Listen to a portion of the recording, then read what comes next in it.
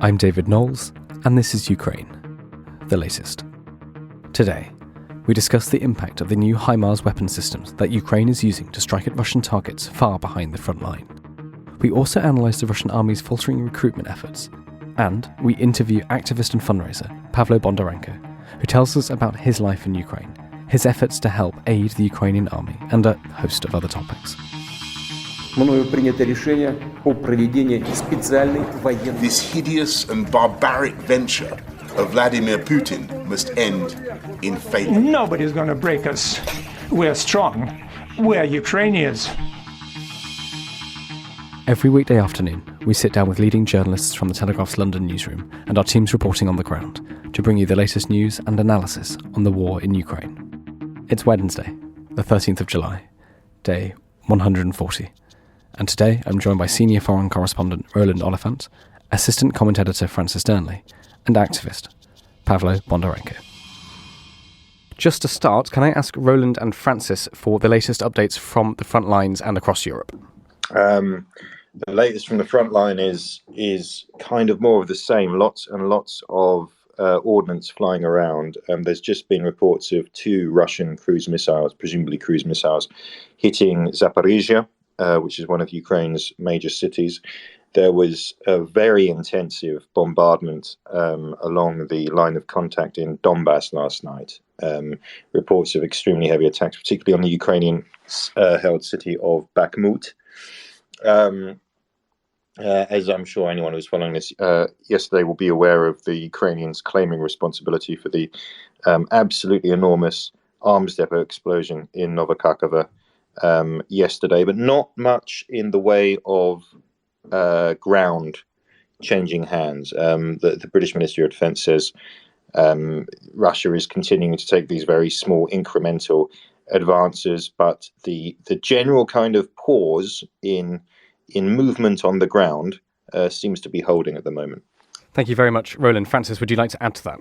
Yes, well, it's been another eventful 24 hours. I've wanted to focus a little bit on some of the diplomatic elements that have been taking place today and last night. One of the most interesting, which I'll start with, is Russia have said that they will continue to send gas to Europe via Ukraine beyond its current deal, which is due to end in 2024, as long as European countries still want Russian gas and Ukraine's national transit system works. Now, on the face of it, it sounds fairly innocuous, but this is clearly in the same week when annual maintenance, in inverted commas, is taking place on Nord Stream 1, which is having a major impact on supplies of gas to countries, particularly Germany, which I'll turn to in a moment. This is clearly an attempt by Russia to flex its muscles and say, we're very happy to continue to provide you with energy if you want it. This war could be over tomorrow, but it will be reliant on us still being able to operate within Ukraine. So a clearly provocative statement there. I wanted to mention Germany because we had a piece in the paper yesterday, and it's still online today, which I highly recommend people read, by distinguished journalist Daniel Johnson, who just points out for the benefit of leaders in readers in Britain and also more broadly around the world, just quite how severe the situation is in Germany as a consequence of being reliant on Russian gas and oil. So just to put this in perspective, some of the figures here are just absolutely shocking. So Germany is facing potentially the worst slump since the 1940s, with the economy shrinking by more than 12% and production in the flagship car economy collapsing by 17% and up to 6 million jobs at risk. Now, on top of this, you've got, like many other European countries, family fuel bills already set to rise by €2,000 per year. And due to this, there are plans to have to provide emergency accommodation in town halls for those who are unable to heat their homes. There's also talk about the government telling people to spend no more than 5 minutes in the shower or potentially sharing a bath with a friend. This is remarkable for Europe's foremost economy. And I just wanted to highlight this and say, that as Daniel makes clear in his piece, Germany, sort of once admired and envied, is now a sort of textbook example, really, of how much damage a misguided foreign and energy policy can do. So I thought that was an interesting development in light of the energy front line, which, of course, we've talked about a lot on this podcast in the past. Something else that's just relevant to this, and I just wanted to provide another update on another front line, which, of course, is the food front. We didn't touch on this much last week, but it has been an ongoing issue clearly within the United Nations. Previous discussions have been taking place that have been suggested there might need to be some sort of military option, such as the severity of the nature of the food crisis. And indeed, we spoke yesterday briefly about the burning of crops, which Russia is undertaking in Ukraine, clearly again to help increase its sort of chances of putting pressure on foreign countries to end this war prematurely. But the development on this is Russia, Ukrainian and Turkish military delegations are set to meet UN officials in Istanbul for talks on a possible deal to resume the safe exports of Ukrainian grain from the Black Sea port of Odessa. Now, obviously, this will have to be a very serious and high-level conversation between all parties, because without there being a discussion, it would be quite possible that there would be ships that would be potentially in the firing line and would be eligible to being sunk, and so obviously trying to avoid that at all costs. Apparently the concern for the Russians is stopping weapons shipments, but of course they would say that, and I wanted to just sort of talk about this a little bit further, because one of the challenges here is it is not going to be in Russia's interests to end this food crisis, aside from the financial benefits, which are, of course, given the challenges the Russian economy is facing, is very severe and may well be a factor in trying to resume some kind of grain export from Ukraine and from Russia itself. Broadly speaking, the benefit for Russia of there not being a solution to this food crisis is that it does put increasing pressure on the international community, which has been condemning Russia in terms of ending the war early.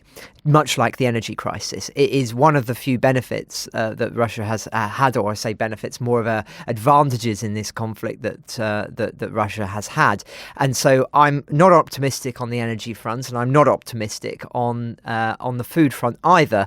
But clearly, much negotiations taking place on both as we speak today, and so that's why I wanted to talk about them. Thank you very much, Francis. That was very comprehensive. Just before I bring Pavlo in, can I ask Roland just a couple of questions? There's been an interesting report in the Telegraph yesterday on the problems that Vladimir Putin is facing recruiting soldiers for the army, and he's even turned to raiding prisons. Can you tell us about that? Yeah, so as we know, this war is now about attrition, basically, and both sides have got to replace men lost in the field. We're seeing a pattern, just to set the context. It's kind of the pattern, actually, that the military thinkers have thought the Third World War would follow, which is the professional armies would be depleted very, very quickly, and you're going to have to replenish the ranks, basically with volunteers, raw recruits, and we can see the Ukrainians doing that, and the Russians are definitely having to do that. So very interesting things popping up. The one that's really caught people's eyes, this video from a prison in Adygea, a Russian republic, where one of the prisoners, using good salty prisoners kind of slang, is talking about how guys have just been recruited to go and fight in Ukraine. He says, Vov is off as well, is he? Everyone's going off there to fight or steal or something, interspersed with language I'll try not to use on this podcast. So recruiting from prisons. The British government obviously playing this up. They want to maximize any kind of difficulties the Russians are facing, noting how a lot of recruitment has come from the poorest parts of Russia, noting that you don't really recruit from Moscow and St. Petersburg because the war is less popular there. I mean, the truth is that Moscow and St. Petersburg and places like that have a strong history of kind of avoiding the draft, and that poorer parts of the country tend to supply troops, and that's been true for many, many years. I think that's quite important context. The other interesting thing is just how much these people are being paid. So PMC Wagner, the infamous mercenary group, which is doing a lot of the fighting in Ukraine, has put out advertisements. They are offering contracts of, something like 240,000 rubles a month plus bonus. Right now, that's that. This is a country where a lot of people would be happy to make 40,000 rubles a month. So it's a lot of money being put on the table to attract people to go and fight. Russia's opponents in this war are saying, this is evidence of desperation, and it certainly looks like they've got real concerns about getting enough men into uniform and into the trenches. Thanks, Roland. Just before we go to Francis, who I know has a few thoughts on some other diplomatic news, can I just ask your quick take on the HIMARs? I mean, we've seen them being deployed now for several days, and what's your take on their effectiveness and the damage they're doing to the Russian army? So the HIMARs have become not only a feature of the battlefield, but a feature of the information space, the propaganda war, whatever you want to call it. So they've definitely had a big impact. And when we talk about HIMARs, really we're talking not just about the HIMARs. The HIMARs are one system. The Americans have given the Ukrainians 8 of these systems. They're very accurate. They're very long range. But there's also a bunch of other Western-provided high precision, long range artillery systems which are doing the same kinds of jobs. And they seem to be working in concert with things like Soviet-style Tochka-U cruise missiles, which the Ukrainians already had. But in short, the Ukrainians have been using these weapons to run a very, very systematic campaign of strikes deep in the Russian rear, focusing on 3 things: ammunition dumps, fuel dumps, and command posts. And the idea is we cannot match them gun for gun yet at the front, but if we can starve the Russians of ammunition, it's going to make it much more difficult for them to fire off. They were firing 20,000 shells a day at some point. If you can stop those shells getting to the front, that's going to affect the Russian war effort. And of course, if you're taking out generals, command points, it's a very centralized system, the Russian army, very top down, big emphasis on, doing what you're told as opposed to kind of initiative of commanders in the field. That is going to be disruptive. And the results are dramatic. There's no other way for it. I mean, people would have seen this enormous mushroom cloud rising over Novokharkova a couple of days ago. Last night there was another one bang in the middle of the city of Luhansk.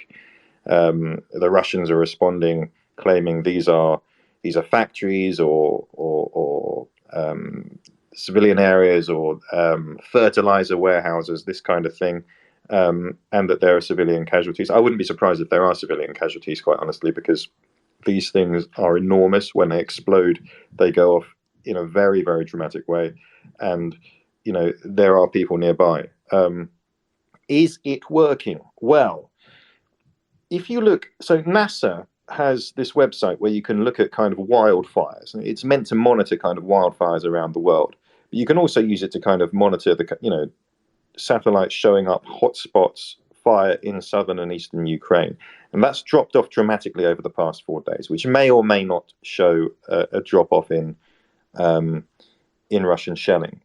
What we do know is that on the kind of Russian blogosphere, which is surprisingly free and kind of uncensored for now, the Russian military blogosphere, which is full of guys who, very closely embedded with Wagner or the Russian army, quite outspoken, unrelentingly pro-Russian, unrelenting propagandists, but nonetheless, these are guys who speak their minds and have definitely clashed with the military when they think things are being brushed under the carpet. And the discussion there is, okay, we are being hammered. This is really bad. And why can't we do anything about it? And the consensus seems to be on the Russian side, look, our missile defenses don't work, so we're helpless.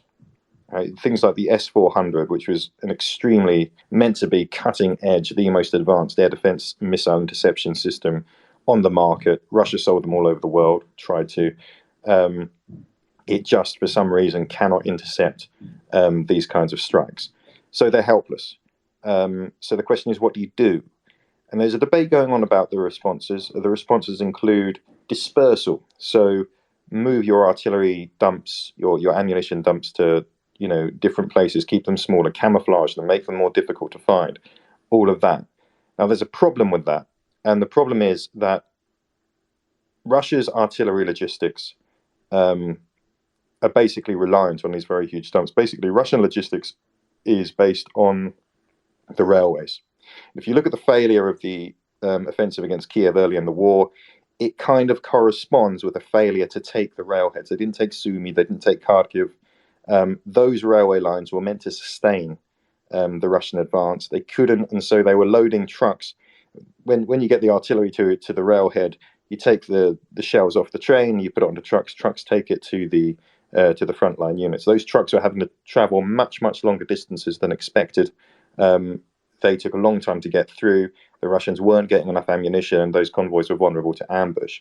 Now, in Donbass, it's worked. The railways have delivered a huge amount of artillery, and it's sustained this incredible intensity of fire that's driven the Ukrainians back. Now, that was fine, as long as those big ammunition dumps that you end up developing near the railheads are invulnerable, and now they are vulnerable. So if you're going to move them back out of range of the HIMARs, so you've got to move back, at least kind of 80 kilometers from the front line, you're back to this point where you're going to be loading things onto trucks, taking them a very long way. The roads in Donbass are absolutely atrocious, by the way, and that's before the war. It could take you hours to cover, a couple of 100 kilometers on what should be, what on the map is a normal road. So that's going to have an impact. A lot of people talk about also that Russia hasn't modernized its logistics, right? No forklift trucks, everything's done by hand. The ammunition comes in wooden boxes, so that takes up a lot of room, so you're not transporting as much ammunition as you should be. I mean, I personally don't really think that is the problem. I think the problem is that until now they were operating as if these ammunition dumps were invulnerable. They are vulnerable. There doesn't seem to be much they can do about it. And however they respond, it's going to be very difficult for them, I think, to maintain the pace of fire, just the intensity of fire, which has basically underwritten their military success so far.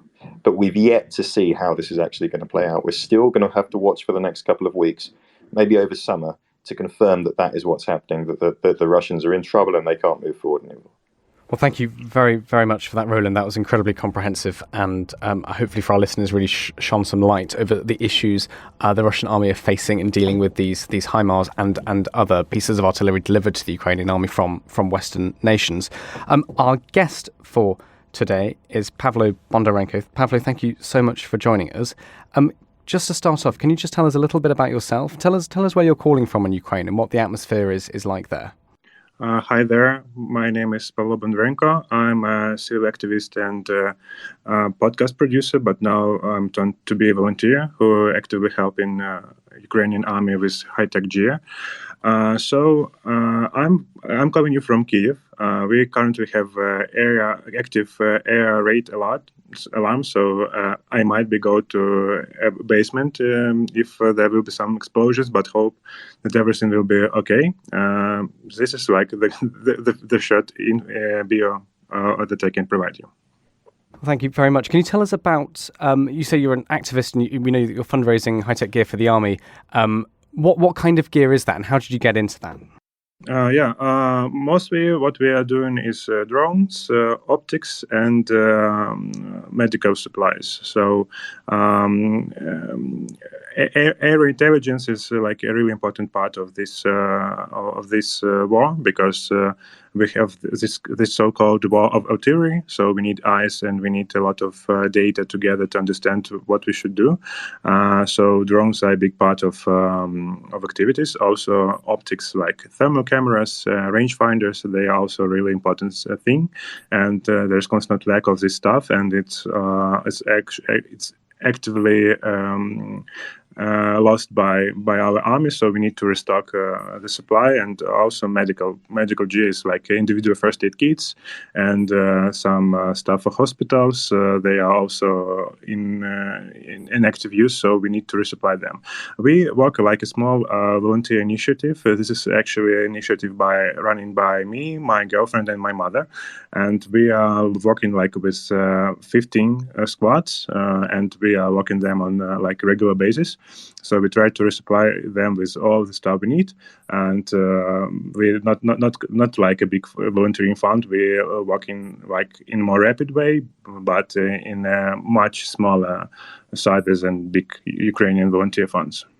And you've been an activist and been volunteering since, not just for this war, but since 2014. Can you tell us a little bit about the Revolution of Dignity and your role in it? Yeah, actually, my plan when Revolution of Dignity happened in 2013, I was 18 years old, and my plan was to finish university in Ukraine and move somewhere in Europe. I supposedly wanted to go to the Netherlands and to become some kind of like music producer guy or something like that. But then this decision by that time Ukrainian government ran by Yanukovych came that we were gonna join this Russian-backed union, and this was actually like a fire starter for me, and this is why the Revolution of Dignity happened. And this is the first time when I understood that actually how it feels to be a citizen of my country.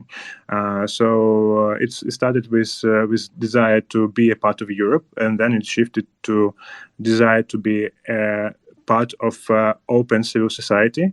And this is like a really important stage of my life because it shifted a lot of things. Also, this is what the first time when I saw dead bodies and a lot of blood, and I understood that these things like freedom and dignity are paid by a really high price, and they are paid by lives. And this is actually what motivates me to continue my efforts to build a strong civil society in Ukraine, because the price is too damn high, because a lot of people were murdered, people were killed, and this is why I continue my efforts as a civil activist and a volunteer. In June, you tweeted. You said, "Today, I've realised that I've completely forgotten what it is to feel like being safe." I wanted to ask for you. I mean, this is true for you, but I imagine also millions and millions of other Ukrainians. We're in July now, and the war still rages on. How do you see you and your friends and your family dealing with the pressure of the conflict? How do you get through it? You just need to do basic security, just not ignoring raid alerts. If you have possibility to evacuate from active running part of like offensive, then you should go. And it's not. I'm not thinking about a lot of my security. It's like a constant. You're absolutely right. It's constant pressure. But now it's a little bit better because like in first months, especially when offensive was going on Kyiv region, it felt like non-stop thing. We were sleeping for 3-4 hours at our best because we were doing a lot of stuff, and war felt really close because we actually heard the explosions and all of the stuff on a regular basis. But then when this stage of war ended and the biggest action started on east of Ukraine, it became more distant. It's became more manageable because you get in a routine, you understand your capacity, you understand that you can fundraise that amount of money and not other amount of money. So you understand, and some basic planning appears. The most productive thing for me to counter this pressure is planning. So I have for now I have like this great opportunity to plan for 1 week in advance, because at the beginning of this stage of war, we were planning for in advance for hours, and now it's like a little bit more controllable, but still a lot of pressure. So it takes effort to get a proper sleep, to get the proper food, to get the proper physical exercises, but it feels like my responsibility as a volunteer, because if I'm in good shape, I can be productive and help Ukrainian army. And also, I also understand that this war will be go on. So if I need to grab a gun and to become a soldier, I also need to be prepared and in good fitness.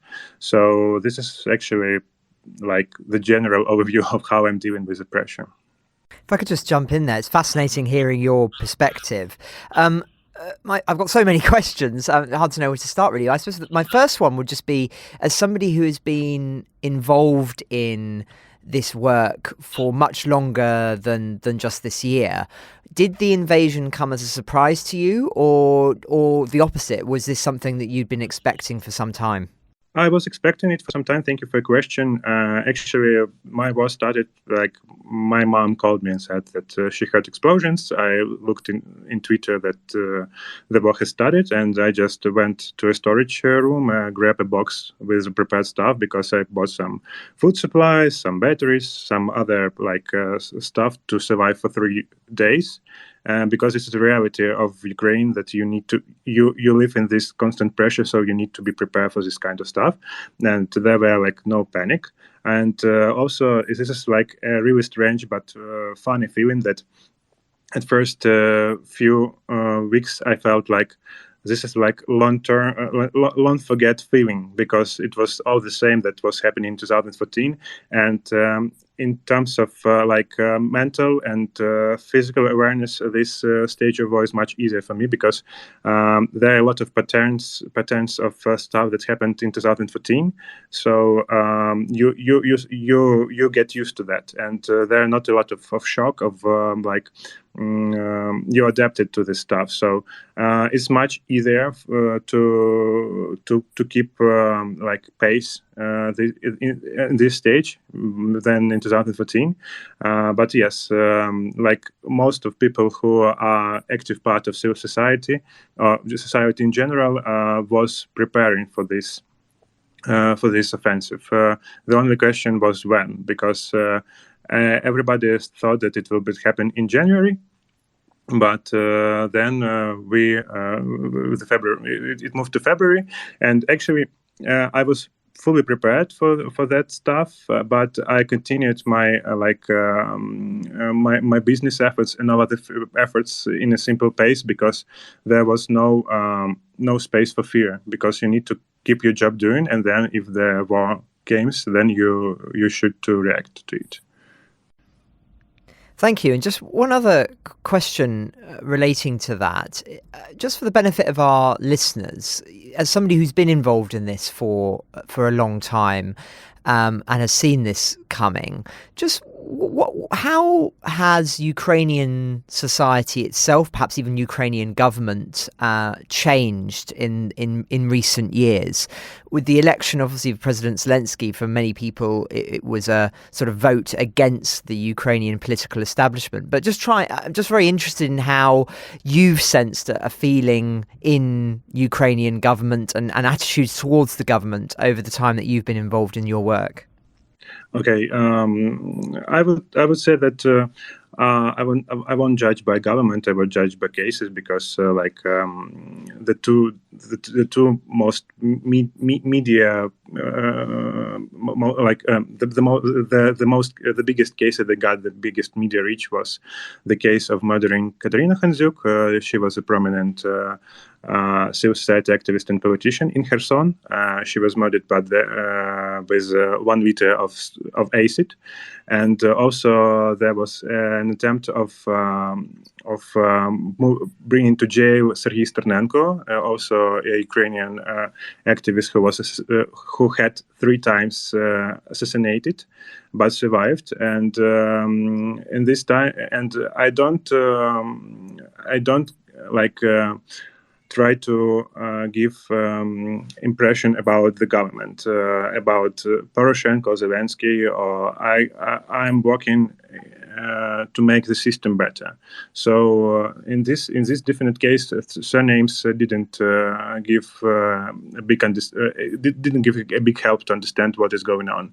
I think that the biggest thing that was happening was the problem with police system and with courts, and because this is the two biggest reforms that Ukraine still needs to move on, because we need to reload again our police and we need to reload our courts. There are a lot of effort to make it happen, but due to some Russian-baked people, some just regular corruptionists. This thing is moving really slow. But what was happening that a lot of things were improving, but still basic reforms need to be made. And I think this is a responsibility of all civil society and not just one politician. So this is the overview that I can give you at the moment. That's so fascinating to hear your take on that. My question is, you made a reference there to saying that you want to work to make the system better, and that transcends whoever is president. What does the perfect Ukrainian state look like to you? What are you working towards?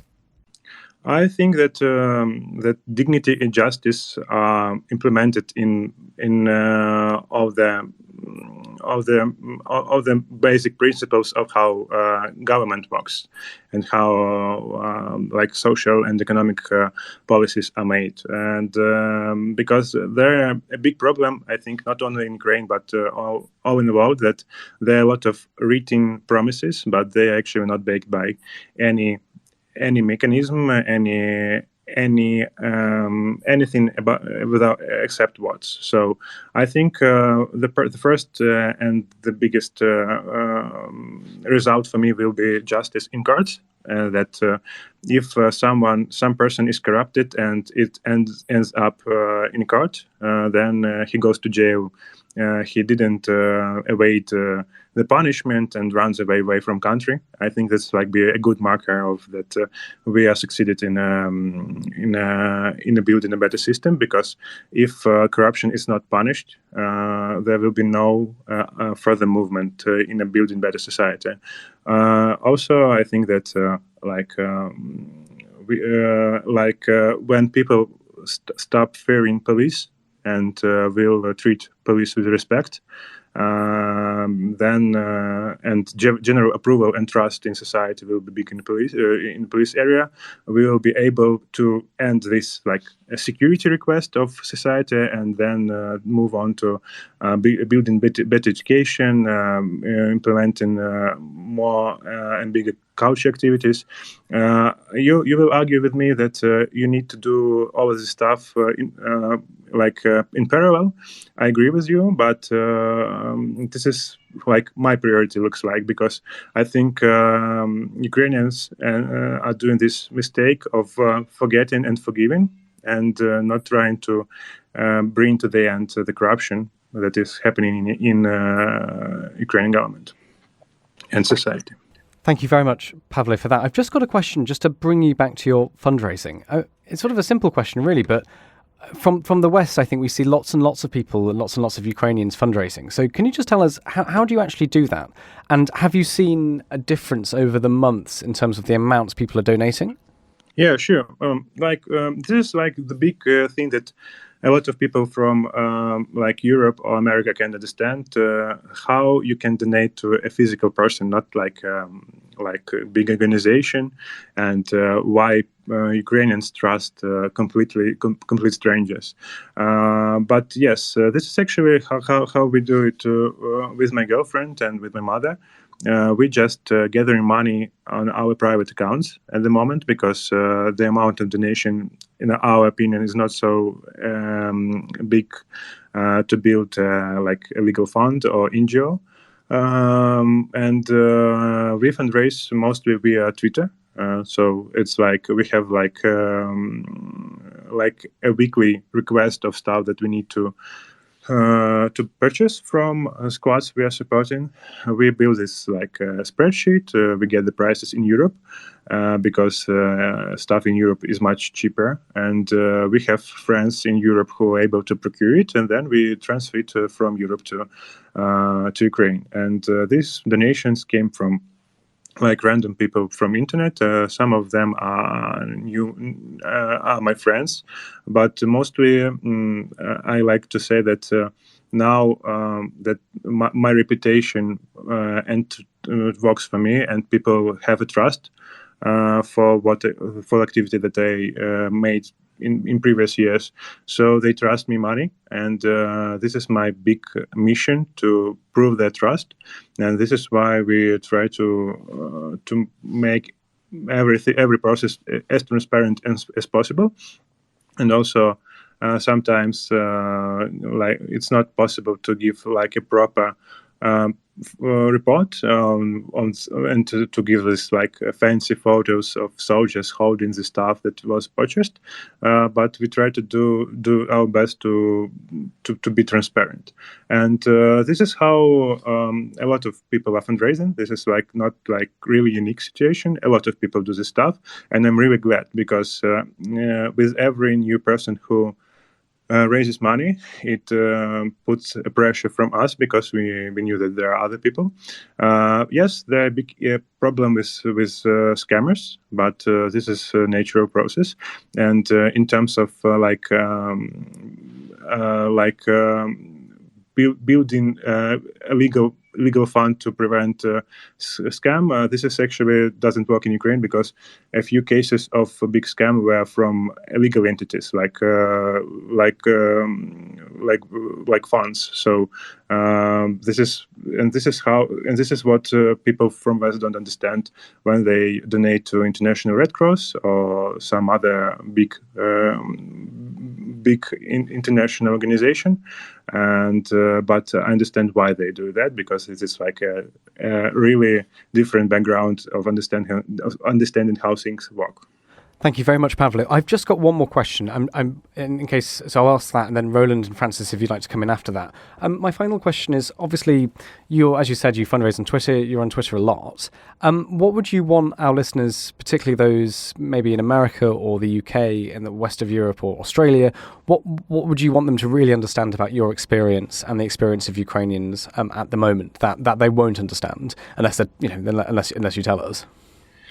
I think this is constant desire to blame like others on your problem, and constant expecting other people, other countries to work to protect you, I guess.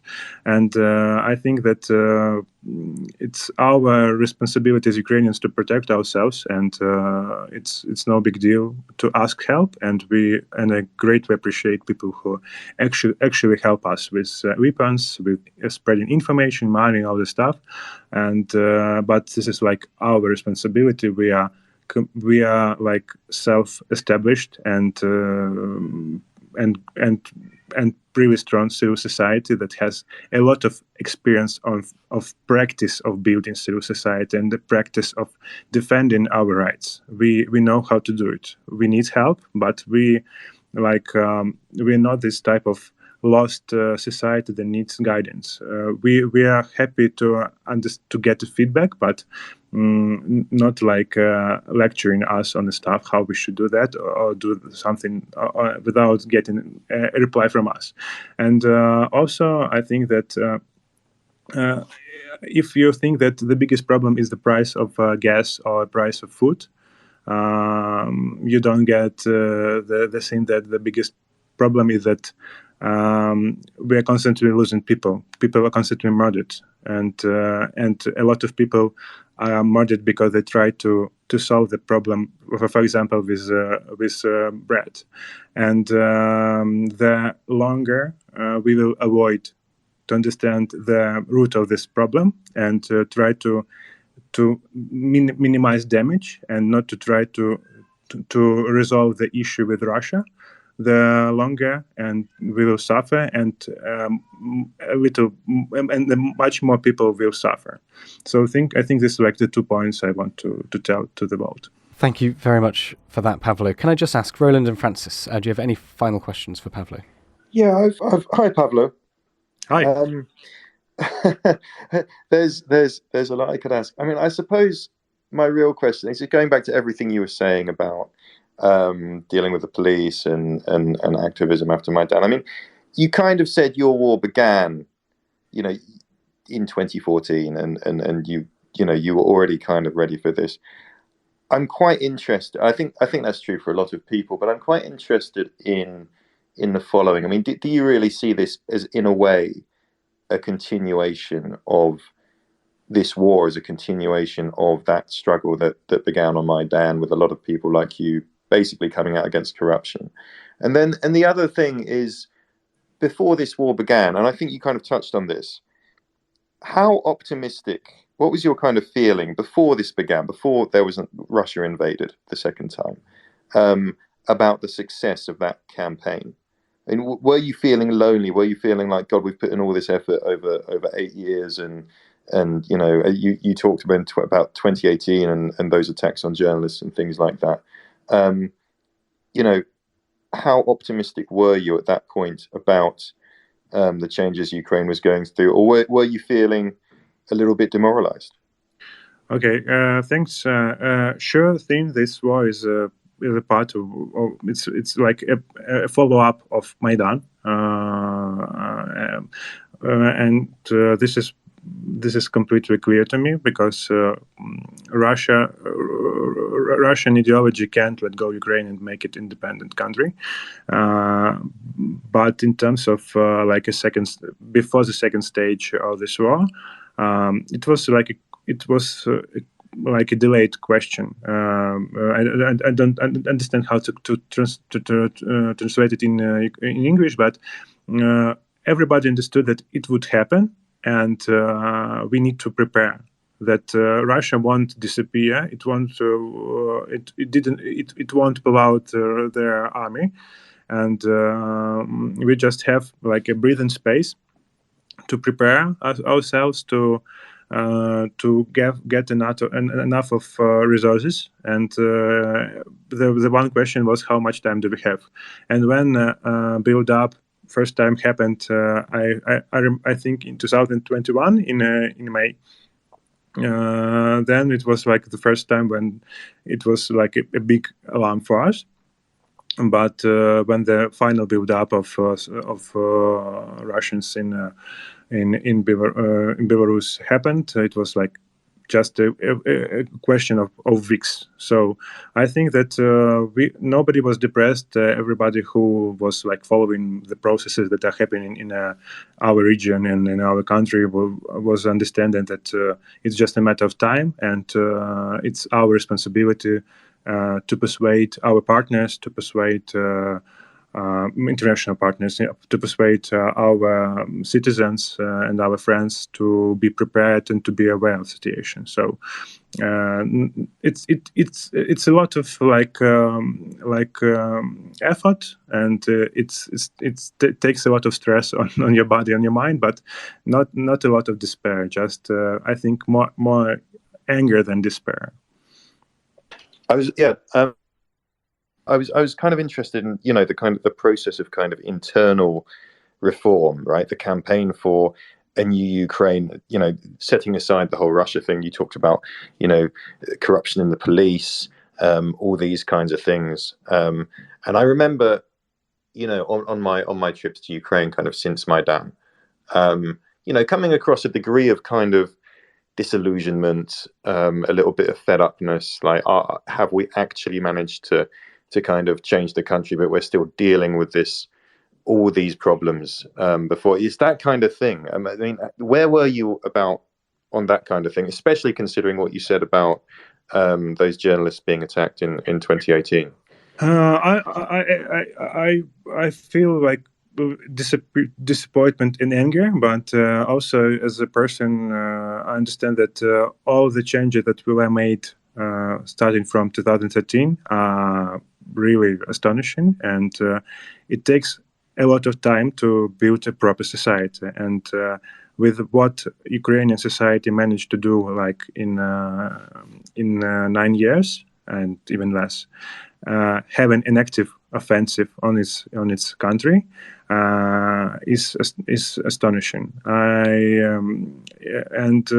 The things were much worse in 2012. We have like free country, not free country, but peaceful country without war and all of this stuff. But actually, the condition of civil society was much worse, and there were not a lot of freedom, and it's our price for delayed reforms. Because the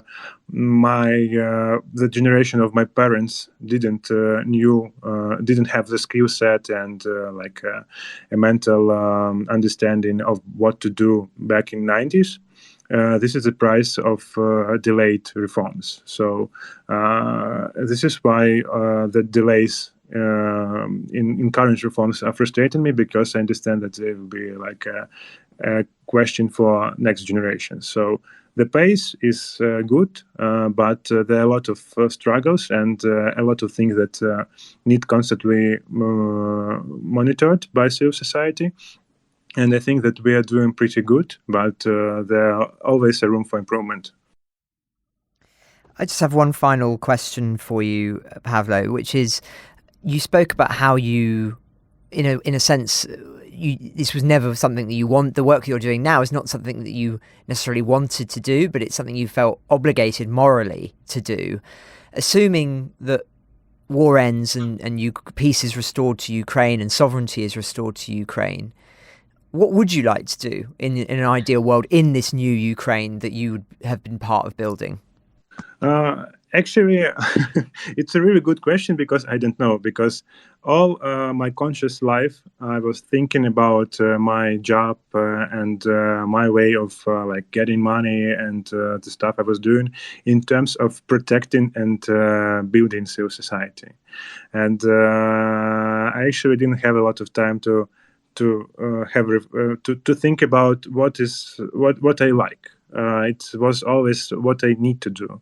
But I think in terms of what I want to do, I want to join to the government, I guess. But it will be and to be involved in reforms. I have experience of being a part of Ministry of Healthcare in Ukraine, of Ukraine, sorry, and it was a really interesting experience for me. So I might be interested to join the government in the future, but only in terms when there will be a really low corruption risks and good salary, because this is why I left this government type of job for future, because to be in a government in Ukraine, you need to be resilient to corruption. You need to have enough money to refuse a bribe and all of the stuff. So I think this is what the conditions when I will enter the government. But I think that I think I only can at this point of life, I only can think about of how to improve society, how to give more power to it, and this is only the only thing that I'm interested in to build my future. Well, thank you very much, Pavlo. Thank you, Francis, for your questions. Roland, any further questions from you, or shall we go to our final thoughts? I have a question, if it's okay, and I know it's one Please. I know this is one that is kind of touched on kind of ad nauseum, and I think Ukrainians and maybe kind of get fed up with it, but I think it might help our listeners in a way to touch on this. Okay. I was reading a thread, Pavlo, that you wrote a while ago, saying that after Maidan you were born and raised as a Russian speaker. Russian is your native language, and then you chose to stop using Russian and switch to Ukrainian. And the language issue can be hackneyed, it can be twisted for propaganda in various ways, it can be presented in a very two-dimensional kind of way. But I was wondering if you could, just your personal experience, why did you make that decision? Okay. Yeah, sure. Was because I met Ulyana Suprun. She was actually a former Minister of Healthcare of Ukraine, but in 2014 she was running this NGO Patriot Defense that was in charge of providing individual first aid kits for army. And she was born and raised in America, but she is part of diaspora.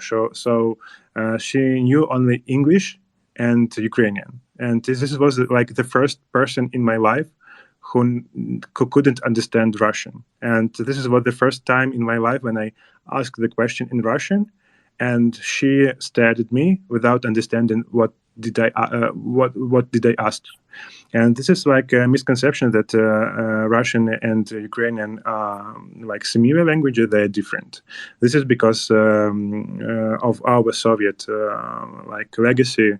The level of understanding in Russian is big, but this was like a turning point for me. Like, wow, like there is like a person that can't understand Russian, and this was like the first signal. Second one was that I actually hated to see a Russian flag on my MacBook when I was typing in Russian. But then I just understood that when you switch to Ukrainian, you actually find much interesting space of people, because they are more West oriented. They know English good, and they consume like global media, and this is actually kind of improved my quality of life, because the people I met when I switched to Ukrainian, they are much more interesting persons. And this is like the big problem with Russian is that people think that Russia is a part of like a think tank, of regional think tank, and we should trust the thoughts from Russia, but actually this is not true, because this is just like recycled ideas from West. And if you and I think for Ukrainians it's much important to learn English than Russian. And I think that because I was connected, I started to learn English when I was 4, and I could speak English pretty good when I was 8, I guess. So I was constantly connected with Western type of media, and this is why the switch to Ukrainian didn't get me a big pain of losing content and all of the stuff. So at first it was just like a really it was an impulse, and then it was like a complete decision for me. And now I just don't think a lot of about it. It's not like a political decision for me now. It's just how I live. It's more comfortable to me to speak Ukrainian, and actually forgot how to type in Russian. So for now, it's just my like daily routine. And I actually saw that a lot of people switched to Ukrainian in recent years, and this is just how things going. And without any aggression against people who speak Russian, like a great community of intellectuals, musicians, art performance, and are building. And this is like a community of people who made the decision to switch to Ukrainians because they feel like Ukrainians. And I think this is like a big point that people should understand, that Ukrainian nation is not ethnic; it's political, and you can be Ukrainian by decision. And this is like the big thing that we are standing on. And so I think this is like the broader answer that you ask, but I think that it's important to give a context. No, thank you very, very much for that. I mean, I was going to follow. I think you answered actually. I was going to follow up with like, do you think there's a single big misconception around the kind of language debate in the West, or how it's discussed in Western media? I mean, the thing I tend to tell people is like, look, there's a huge number of Ukrainian soldiers, fighting for Ukraine in the East who are native Russian speakers. But do you think is there one thing that you think that a way that issue is maybe misrepresented in the West? Yeah, I think that people who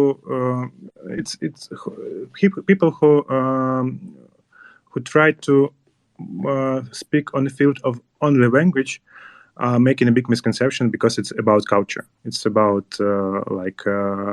it's geopolitical question, and it's about of spreading Russian-baked ideas. And in this case, language is a part of warfare.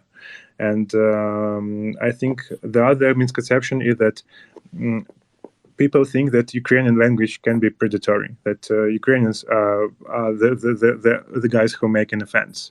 But actually, I don't understand how language that was banned by Russians for a lot of years and was tried to be extinguished by Russian government a few times and is still alive, how it can be offensive for Russians.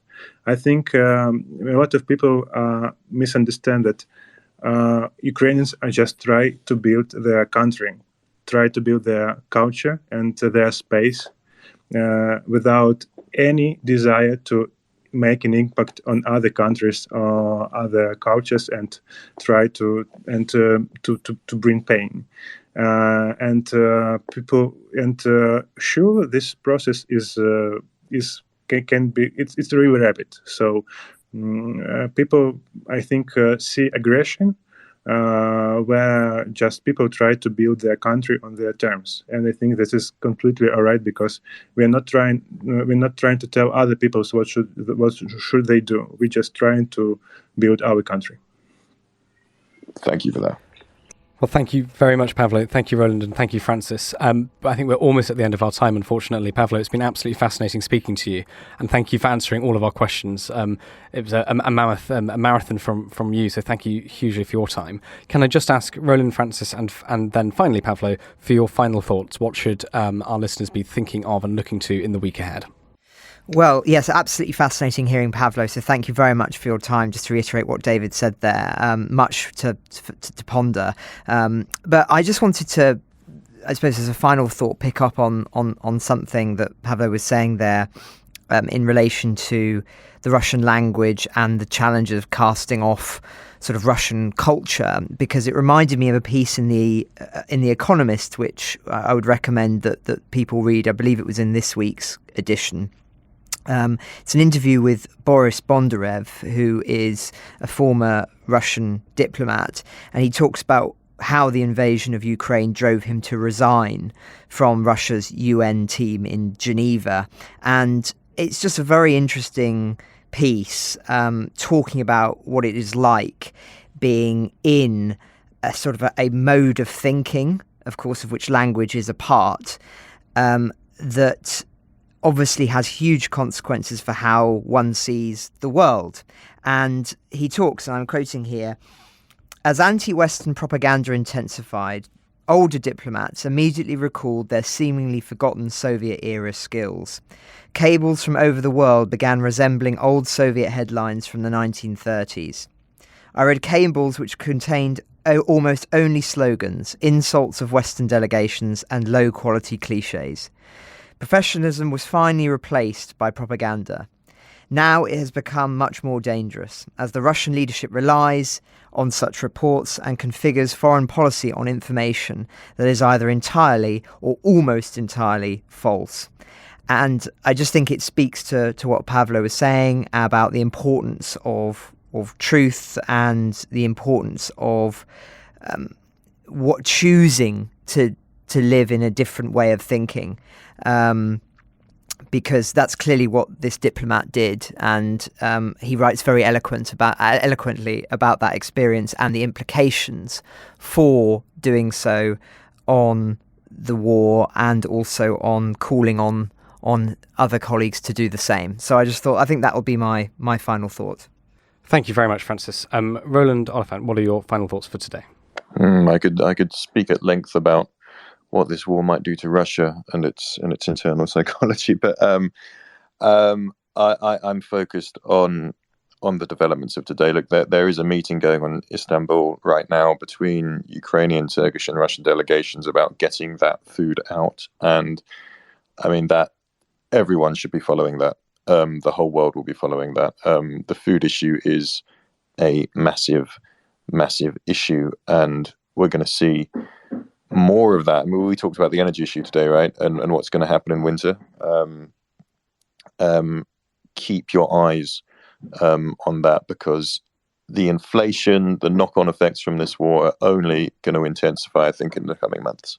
Thank you, Roland. Thank you, Francis. Pavlo, as our guest, would you like our very final thoughts? Yeah, I would like just to remind you that during our conversation, there were two rockets hit Zaporizhia city, and this war is physical. It's not in Twitter, and it's actually about people dying and protecting a country.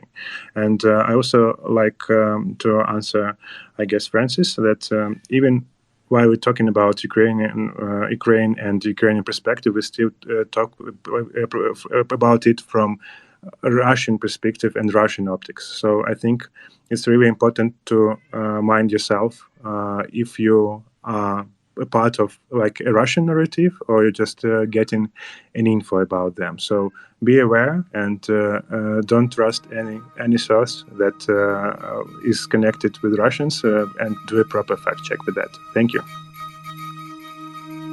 Ukraine the Latest is an original podcast from The Telegraph. To stay on top of all of our Ukraine news, analysis and dispatches from the ground, subscribe to The Telegraph. You can get your first 30 days completely free at telegraph.co.uk/audio. You can listen to this conversation live at 1 p.m. each weekday on Twitter Spaces. Follow The Telegraph on Twitter so you don't miss it. If you enjoyed this podcast, please consider following Ukraine the Latest on your preferred podcast app and leave a review, as it helps others find the show. You can also get in touch directly with us by emailing podcasts@telegraph.co.uk. We do read every message. Ukraine the Latest is produced by Louisa Wells and Giles Gear, and today on Twitter, Sophie Coe.